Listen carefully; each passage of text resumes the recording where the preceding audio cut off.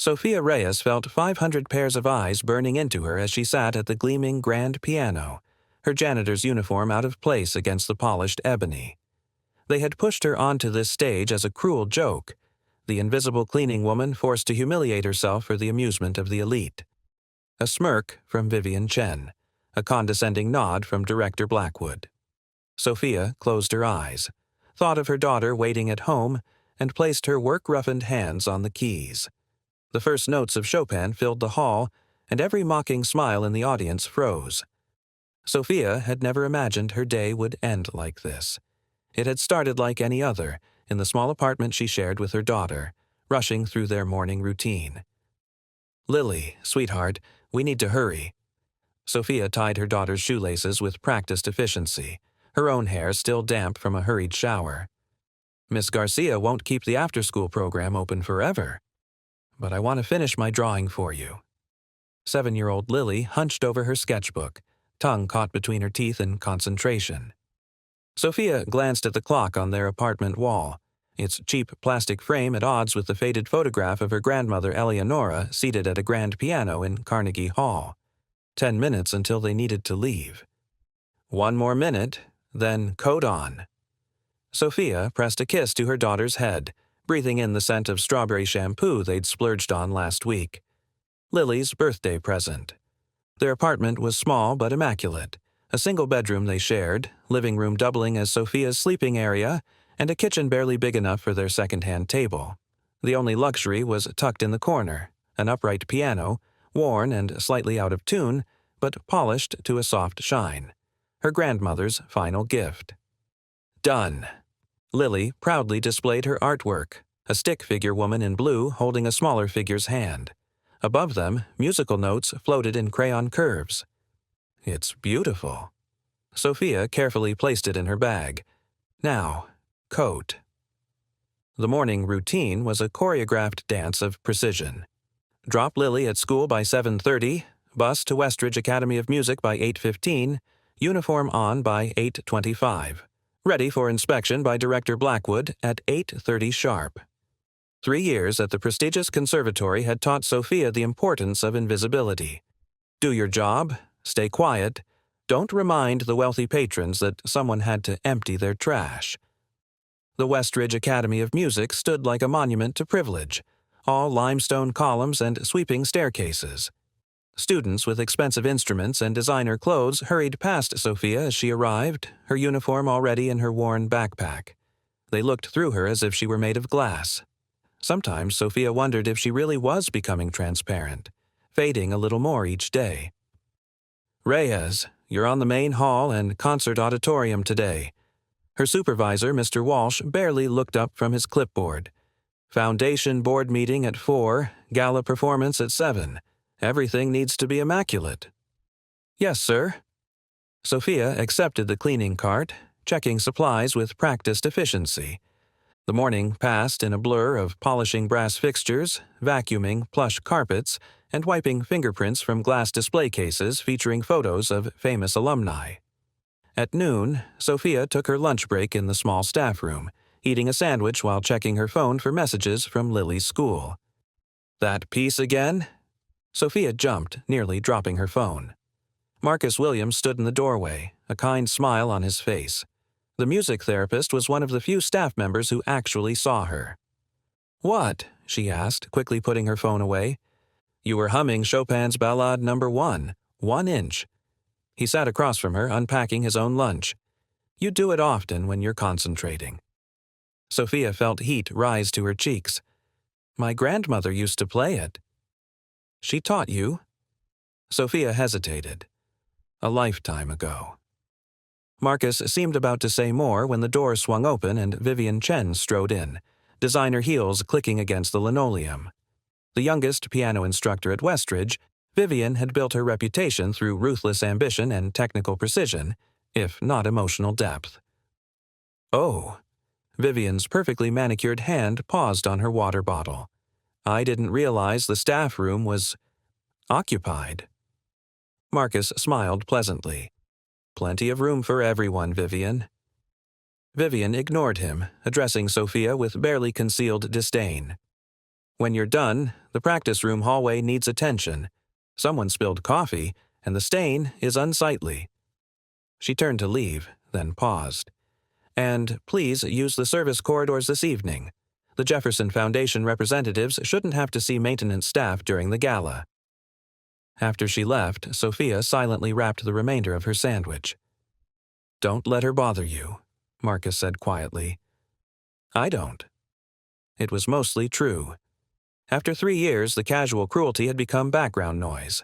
Unpleasant but expected, like the constant drip of a leaky faucet. The afternoon intensified as the gala approached. Sophia polished every surface until it gleamed, arranged chairs with mathematical precision, and ensured not a speck of dust would offend the wealthy donors who kept Westridge's exclusive programs funded. At 3, she slipped away to call Lily, confirming she was happy at the after-school program. At 5, she texted her neighbor, Mrs. Patel, who would watch Lily tonight during the late shift Sophia couldn't afford to refuse. She was adjusting a flower arrangement in the grand entrance hall when Director Diane Blackwood's voice cut through the space, sharp with panic. "What do you mean she's not coming?" "The gala starts in 2 hours." Sophia kept her head down, moving slightly to the side as Blackwood and Vivian huddled near the reception desk, tension radiating from them. "Alessandra has laryngitis. Her doctor forbade her from performing," Vivian explained, her composed facade cracking. "We have no pianist for the centerpiece performance." Diane's hand flew to her pearl necklace. "The Jefferson Foundation is expecting Rachmaninoff's Piano Concerto No. 2. It's the highlight of the program." "None of my students can perform it without preparation," Vivian said, her voice tightening. "We'd need someone who already knows the piece." Sophia continued her work, carefully rearranging white roses, trying to become even more invisible. The last thing she needed was to be assigned extra cleaning duties while they sorted out their crisis. "What about Professor Harrington?" Diane suggested desperately. "In Berlin until Tuesday," Vivian replied. "I've called everyone I know." Sophia moved her cart quietly toward the door, hoping to escape before— "You," Diane Blackwood's voice stopped her. "Wait." Sophia turned slowly. "Yes, Director Blackwood?" Diane studied her with narrow eyes as if seeing her for the first time. "You're always here late. Marcus mentioned something once." Sophia's heart sank. Marcus and his observations. "Do you play?" Diane demanded. "I should finish the West Corridor. Do you play piano?" Each word sharp as a knife. Sophia hesitated, weighing honesty against self-preservation. "I used to, a long time ago." Vivian laughed, the sound cutting through the tension. "You can't be serious, Diane." Diane's gaze never left Sophia. "Could you play Rachmaninoff's Second Concerto?" The question hung in the air like a trap. Sophia thought of Lily, of rent due next week, of the medicine her daughter needed for her asthma. She thought of the piano in their apartment, where she played late at night after Lily was asleep, her fingers remembering what her heart couldn't forget. "Yes," she said quietly. "I could." Vivian's perfectly plucked eyebrows arched in disbelief. "You expect me to believe a janitor can play Rachmaninoff? That's absurd." Sophia kept her expression neutral, though her heart pounded against her ribs. She had said too much already. Director Blackwood paced the polished floor. "We have no alternatives. The Jefferson Foundation expects a showcase performance. Their donation will determine which programs receive funding next year." Sophia saw her opportunity. "I should really finish cleaning?" "No." Blackwood's voice hardened. "Show me." "I'm sorry." "The practice room." "Now." It wasn't a request. Sophia followed them to a nearby practice room, aware of the curious glances from passing students. Her hands felt clumsy, her uniform suddenly too tight. 10 years since she had played for anyone besides Lily. 10 years of hiding this part of herself. Inside the practice room, Vivian leaned against the wall, arms crossed, a smirk playing on her perfect lips. Director Blackwood gestured impatiently toward the gleaming, upright piano. "Play something. Anything from the Rachmaninoff." Sophia hesitated, then sat at the bench. The keys felt cool under her fingertips. She closed her eyes, remembering her grandmother's voice. Music isn't about who's listening. It's about what your soul needs to say. She began to play the opening of the second movement. The melody emerged tentatively at first, then with growing confidence. Her fingers remembered what her mind had tried to forget: the technical precision, the emotional depth, the conversation between notes. For 30 seconds, she was no longer Sophia the janitor, but Sophia the pianist, the woman she might have been. When she stopped, the silence felt heavy. Blackwood's surprised expression quickly transformed to calculation. "Where did you learn to play like that?" "My grandmother taught me. She was a concert pianist." Sophia stood, smoothing her uniform. "May I get back to work now?" "Not so fast." Blackwood stepped closer. "You will perform tonight."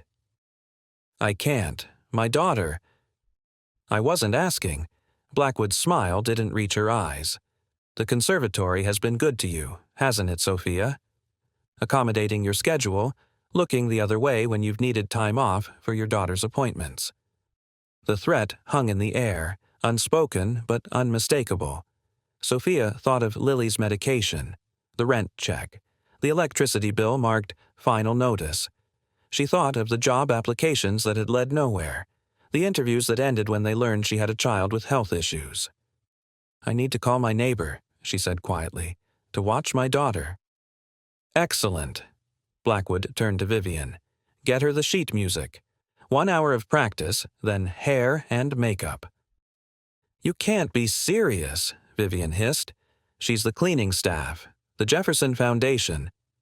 "We'll be charmed by our community outreach," Blackwood finished. "It's perfect. If she fails, we'll make a self-deprecating joke about our desperate situation. If she succeeds, we look progressive and inclusive." They spoke about her as if she weren't there, as if she were a prop to be positioned rather than a person with dignity. Sophia had grown accustomed to this particular type of invisibility. "I'll need to keep my uniform on," Sophia said suddenly.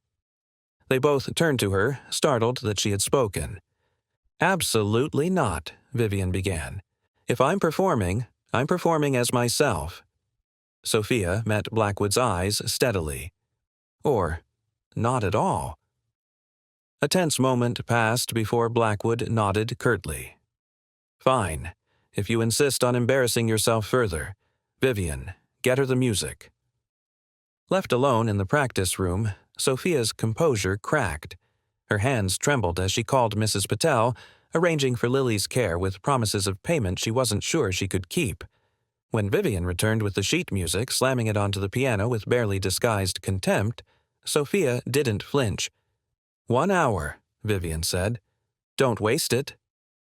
As the door closed, Sophia spread the familiar sheets before her. Rachmaninoff had been her grandmother's favorite, the composer whose work had filled their small apartment on Sunday afternoons. She placed her hands on the keys and began to play, letting the music wash over her like a forgotten language suddenly remembered. In the corridor outside, unnoticed by either woman, Marcus Williams paused, listening to the passionate phrases flowing from the practice room. His expression shifted from surprise to quiet vindication before he continued on his way. The hour passed too quickly. Sophia played until her fingers ached, reacquainting herself with passages that had once been as familiar as her own heartbeat. The muscle memory remained, though rust had formed around the edges of her technique. Not enough time, never enough time. A sharp knock interrupted her final run-through. "It's time," Blackwood announced, entering without waiting for a response. She assessed Sophia with clinical detachment. "You'll do, I suppose." "I need to call my daughter first." Sophia reached for her phone. "There's no time. You can call after the performance." Blackwood's tone left no room for argument. "The donors are already taking their seats."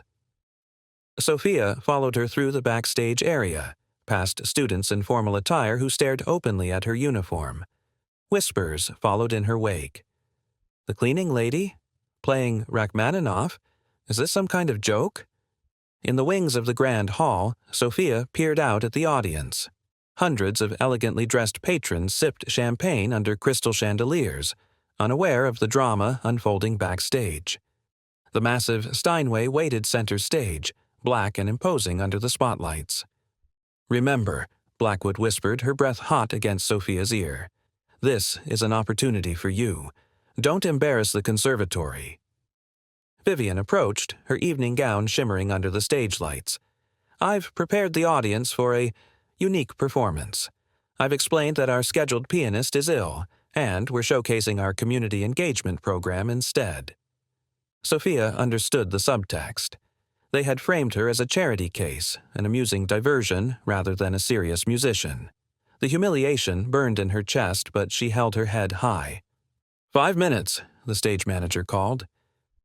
Alone in the wings, Sophia closed her eyes and did what she always did before facing something difficult. She thought of Lily, of her daughter's gap-toothed smile, of tiny fingers plunking out twinkle twinkle on their worn upright, of whispered "I love yous" in the darkness when nightmares came. She didn't hear Marcus approach until he spoke. "They don't know, do they?" he asked quietly. "About your grandmother, about who you really are." Sophia's eyes flew open.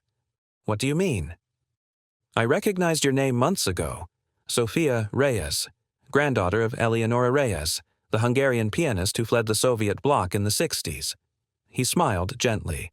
"I wrote my thesis on her recordings." Before Sophia could respond, Blackwood appeared. "It's time." Marcus squeezed her shoulder briefly. "Play for Lily," he whispered, "and for yourself." As Sophia stepped onto the stage, the bright lights momentarily blinded her. When her vision cleared, she saw hundreds of curious faces staring back, some amused, some embarrassed on her behalf, some already losing interest. Blackwood stood at the microphone, her practiced smile gleaming. "If you are enjoying the story, please take a moment to subscribe. It's free and means a lot to us. Let's continue." Ladies and gentlemen, a slight change to our program. Our scheduled pianist had a sudden illness, but in the spirit of our community engagement initiative, one of our staff members has volunteered to perform. Murmurs rippled through the audience. A few chuckles echoed from the back. Someone whispered loudly, "Is this a joke?" Sophia approached the piano, her blue uniform stark against the elegant backdrop. As she sat on the bench, she caught sight of Richard Taylor, the Jefferson Foundation chairman, leaning toward his companion with a stage whisper. "This should be interesting, at the very least." Sophia placed her hands on the keys, suddenly aware of how rough they looked, how calloused from years of cleaning chemicals and hard work. She thought of Lily, waiting at home, probably drawing another picture of them together at the piano. She thought of her grandmother who had sacrificed everything to give her music. What happened next would change everything. But in that moment, with the weight of 500 judgmental stares pressing down on her, Sophia made a decision. If this was to be her one moment on stage, she would play not as they expected, but as she truly was. She took a deep breath and began. The first notes emerged from the Steinway like a confession. Sophia played the famous opening chords of Rachmaninoff's Piano Concerto No. 1. 2 with a delicacy that belied the power building beneath the surface. The hall fell silent. 3 measures in, someone gasped. By the 10th measure, every conversation had ceased. Sophia's body remembered what her mind had tried to forget, the precise weight needed for each note, the subtle shifts in tempo that breathed life into the piece. Her hands moved with certainty now, no longer the hands of a woman who scrubbed floors, but the hands of an artist reclaiming her voice. In the front row, Director Blackwood's smile froze, her knuckles whitening around her program. Beside her, Vivian Chen sat rigid, disbelief etched across her perfect features. Neither woman had expected this. Not the flawless technique, not the passionate interpretation, certainly not the quiet authority with which Sophia commanded the massive Steinway. Sophia played with her eyes closed, letting the music carry her away from the grand hall, away from the expectations and judgments. In her mind, she was back in her grandmother's small apartment, the old woman's gnarled hands guiding hers across yellowed keys. "Feel the music here," Eleonora would say, placing Sophia's small hand over her heart, "before you ask your fingers to speak it." The first movement built to its thundering climax, Sophia's slight frame somehow producing sounds that filled every corner of the hall. Her uniform sleeve caught on a button as she reached for a challenging chord, but she never faltered. The technical passages that had intimidated so many students flowed from her fingers with natural grace, as essential as breathing. In the wings, Marcus watched with a quiet smile. On the third row, an elderly patron wiped away tears. At the back, a renowned music critic who happened to be attending leaned forward, his expression a mixture of shock and reverence. When the final notes of the first movement faded, the silence that followed was profound. A collective held breath.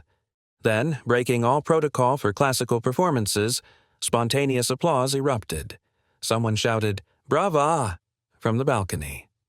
Sophia opened her eyes, momentarily disoriented by the response. She hadn't expected applause between movements, hadn't expected applause at all.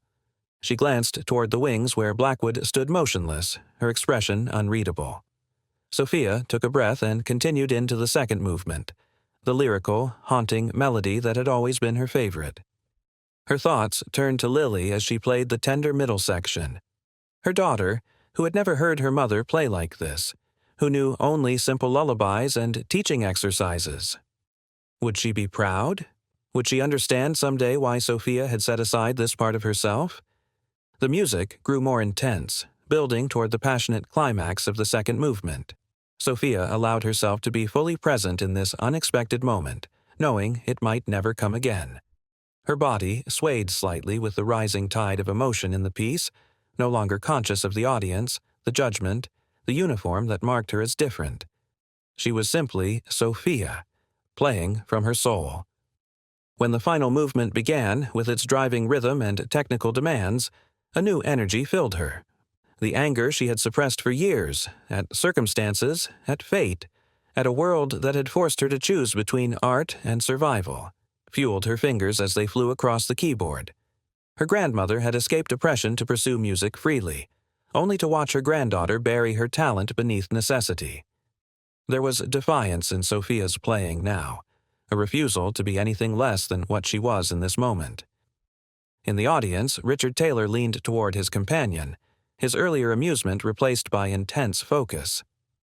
"Who is she?" he whispered, but his friend could only shake his head in wonder. As the concerto built toward its powerful conclusion, Sophia gave herself completely to the music. The final chords resonated through the hall like a declaration, like truth itself given sound. When her hands finally lifted from the keys, she remained motionless, eyes closed, breathing heavily. 1 second passed. 2, 3. Then the hall erupted.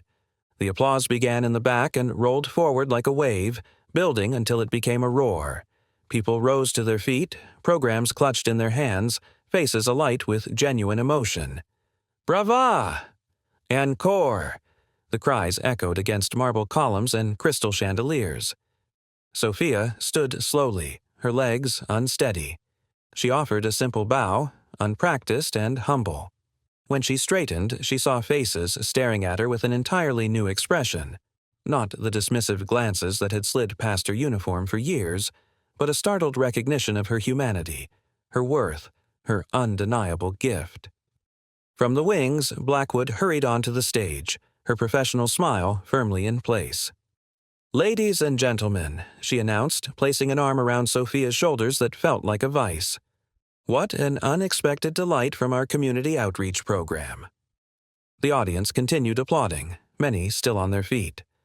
Blackwood's grip tightened, her whisper sharp beneath her smile. "Where did that come from? Why didn't you tell us?" Before Sophia could answer, an elderly man approached the stage. David Coleman, the renowned conductor who had been invited as a special guest. His authoritative voice cut through the applause. "Young woman, that was extraordinary. Where did you study?" The hall quieted, all ears straining to hear her response. Sophia glanced at Blackwood, whose smile remained fixed while panic danced in her eyes. "I didn't study formally, sir," Sophia replied, her voice carrying clearly despite its softness. My grandmother taught me." "Impossible," someone murmured. "Your grandmother?" Coleman pressed. "Eleonora Reyes." A ripple of recognition moved through the more knowledgeable members of the audience. Coleman's eyebrows rose dramatically. "The Eleonora Reyes? The Hungarian virtuoso?" Sophia nodded. "She raised me after my parents died." "But you're a janitor," Vivian blurted out, having joined them on stage. She immediately looked as if she regretted speaking. Sophia met her eyes directly. "Yes, I am." The simple dignity in those 3 words silenced Vivian more effectively than any sharp retort could have. "I was accepted to Juilliard 15 years ago," Sophia continued, addressing Coleman but aware of every ear straining to hear her story. "My grandmother had a stroke that same week. I stayed to care for her. By the time she passed, there were medical bills, and I had a daughter to support on my own." Coleman nodded slowly, understanding dawning in his eyes. "So, you took a job here to stay close to music?" "Yes." In that moment, standing in her uniform under the unforgiving spotlight, Sophia became more than just the woman who cleaned their halls. She became undeniably, irrevocably human in their eyes. Richard Taylor approached the stage, his expression thoughtful. "Ms. Reyes, the Jefferson Foundation is always looking for stories that demonstrate the importance of musical education and opportunity." He glanced meaningfully at Blackwood. "Perhaps we could discuss your future involvement with our programs." "I have a shift to finish," Sophia said quietly. "I think," Marcus interjected, stepping forward from the wings, "that Ms. Reyes has earned the evening off." He looked pointedly at Blackwood, who nodded stiffly. "Of course," she managed. "Sophia has been an unexpected revelation." As applause continued, Sophia made her way backstage, legs trembling with the aftermath of adrenaline. Her phone showed 3 missed calls from Mrs. Patel. Worry immediately replaced the euphoria of performance. "Is Lily okay?" she asked as soon as the call connected. "She's fine, dear. Just wanted to tell you I put her to bed with a story. She drew you another picture." Relief flooded through Sophia. "Thank you. I'll be home soon." When she hung up, she found Marcus waiting nearby, respect evident in his expression. "That was the most authentic Rachmaninoff I've ever heard," he said simply. "It wasn't perfect," Sophia replied. "My technique is rusty." "Perfect isn't the same as true. You played with truth." Before Sophia could respond, a small crowd of donors approached, their faces alight with the peculiar excitement of discovering something extraordinary. Behind them, Blackwood and Vivian watched with complicated expressions, resentment, calculation, and reluctant admiration warring in their eyes. Something had shifted, irreversibly. But as people began peppering her with questions about her grandmother, about her training, about where she had been hiding her talent, Sophia felt a strange detachment. The validation, the sudden visibility after years of being overlooked, felt surreal. All she wanted was to go home to Lily. An hour later, after politely extricating herself from conversations with admiring patrons, Sophia sat alone in the employee locker room, still in her uniform. The adrenaline had faded, leaving exhaustion in its wake. She stared at her hands that had spent the day emptying trash bins and polishing brass fixtures before commanding a Steinway and silencing a room full of skeptics. A knock on the door broke her reverie. "It's open," she called, expecting Marcus. Instead, Richard Taylor entered, his expression thoughtful. Though he looked out of place in the utilitarian space, he seemed at ease. "Ms. Reyes, I hope I'm not intruding." Sophia stood quickly. "Mr. Taylor, I was just leaving." "Please." He gestured for her to sit. "5 minutes of your time, if I may." She hesitated, then nodded. "The Jefferson Foundation was established with a specific mission," he began, taking the bench opposite her, "to identify exceptional talent that might otherwise go undeveloped due to financial or social barriers." He studied her face. "Talent exactly like yours." "I'm not looking for charity, Mr. Taylor." "And I'm not offering any." His voice remained gentle but direct. "I'm offering opportunity. Our education outreach program needs a coordinator who understands both musical excellence and real-world barriers. He handed her a business card. The position includes teaching and performing. Sophia stared at the card, her mind racing. A real position. Legitimacy. A salary that might mean no more choosing between piano lessons for Lily and paying the electric bill. Why me? There are hundreds of accomplished pianists in this city. None who played like you did tonight. He stood to leave. None who can reach the children we're trying to serve like someone who's walked in their shoes. At the door, he paused. Think about it. We can discuss details next week. After he left, Sophia sat motionless, the business card cool against her fingertips. The offer felt surreal, a door suddenly opening after years of watching from outside. Her phone buzzed with a text from Mrs. Patel. Lily woke up asking for you. All okay? Reality snapped back into focus. Her daughter needed her. Whatever had happened tonight, whatever might happen tomorrow, that remained her center. As Sophia gathered her things, Diane Blackwood appeared in the doorway, her composure fully restored. Sophia. Her voice was carefully modulated. What an unexpected evening. Sophia continued packing her bag. Yes, ma'am. The Jefferson Foundation seemed quite taken with you. A pause, as were many of our donors. So it seemed. Blackwood stepped closer. I hope you understand that the conservatory has always valued your contributions. Perhaps we could discuss expanding your role here, some kind of community liaison position. The same woman who had threatened her job hours earlier now offered vague promotions. The irony wasn't lost on Sophia. Thank you for the opportunity tonight, Sophia said, slinging her bag over her shoulder. I need to get home to my daughter. Of course. Blackwood's smile didn't reach her eyes. We'll talk soon.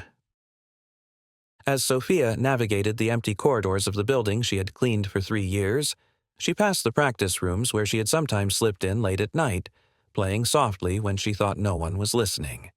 She paused at the grand hall, now dark and silent, the Steinway a shadowy silhouette on the empty stage.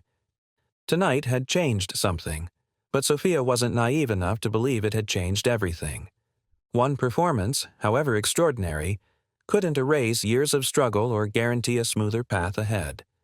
Outside, the night air felt clean against her skin. Marcus waited by the staff entrance, a gentle smile on his face. I thought you might want a ride home, he offered. Thank you. She was too tired to refuse. In his car, neither spoke for several minutes. Finally, Marcus broke the silence. What will you do now? Sophia looked out at the city lights blurring past the window. Take Lily to the park tomorrow. She's been asking all week. He smiled at the simplicity of her answer. And after that? She thought of Taylor's card in her pocket, of Blackwood's sudden interest, of the faces that had seen her, truly seen her, for the first time. I don't know yet, she admitted, but I'll be making the choice this time. When they reached her apartment building, Marcus hesitated. For what it's worth, I think your grandmother would have been proud tonight, not just of how you played, but of who you are. Sophia's eyes burned with unexpected tears. Thank you, she whispered, gathering her dignity around her like armor. Inside, Mrs. Patel greeted her with a warm hug. Your little one woke up an hour ago. Wouldn't go back to sleep until she finished something for you. Sophia thanked her neighbor and slipped into the bedroom where Lily sat cross-legged on her bed, hunched over a piece of paper. Mommy! Lily launched herself into Sophia's arms. I waited up. I made you something. It's very late, sweetheart, Sophia murmured into her daughter's hair, breathing in the familiar scent of home. But I had to finish. Lily proudly displayed her artwork, a crayon drawing of Sophia at a large black piano, musical notes floating around her head like a crown. Miss Garcia helped me look up pianos on her computer today. I told her my mommy is the best piano player ever. Was I right? Sophia's throat tightened. How did you know that? I hear you playing sometimes when you think I'm asleep, Lily said matter-of-factly. Why do you only play when it's dark? The question, so innocent, pierced straight to Sophia's heart. Why indeed? Fear? Shame? The painful compromise she had made between survival and passion? I think maybe I was waiting, Sophia answered carefully. For what? For the right moment to play in the light again. After tucking Lily in with an extra kiss, Sophia moved to the living room and uncovered her grandmother's old upright piano. Her fingers traced the worn keys that had witnessed her journey, from the eager child learning her first scales to the young woman with dreams of concert halls, to the mother who played only in shadows. She sat on the bench and began to play, softly, so as not to wake Lily, but no longer hiding. The melody was simple, a lullaby her grandmother had composed. Tomorrow would bring decisions. Richard Taylor's offer, Blackwood's sudden respect, opportunities that might reshape their lives. But tonight, in the gentle glow of their small apartment, Sophia played for herself and for the daughter who had always believed in her. Not Rachmaninoff for impressed strangers, but a simple song of love and possibility. For the first time in years, she left the curtains open, letting her music reach the street below, no longer afraid of being seen, of being heard, of being exactly who she was. A mother, a janitor, a pianist, a woman reclaiming her voice note by beautiful note. The most important audience she would ever have was already asleep down the hall, dreaming perhaps of her mother crowned in music, finally stepping into the light. Please do comment your feedback and subscribe to our channel for more unexpected stories. Remember, it's never too late to change your story.